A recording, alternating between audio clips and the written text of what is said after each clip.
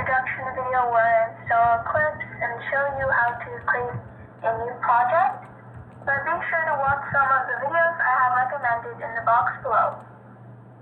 So first, let's begin by creating a class. But just so you guys understand what a class is, a class defines objects of the same type.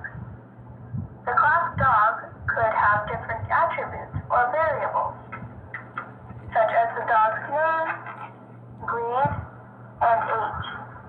You may not understand this code right now, but it is my chance to introduce objects. The dog, for example, Spot, is an object because Spot is a dog, which means he is in the category of dogs. In the class Person, Martha, a person, could be an object. Now that you have gained some knowledge about objects and classes, let's start a new class. And you can name it whatever you want. Keep in mind that there will be an error if you put a space between words. The input should be in camel case notation. Follow along and check the box. It should say public static void name, which I will explain what that is in future videos. So one of the most important class in Java is called system with a capital S.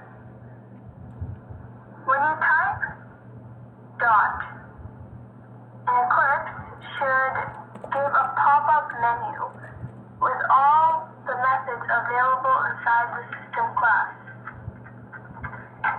The method we will be using is out. Dot println.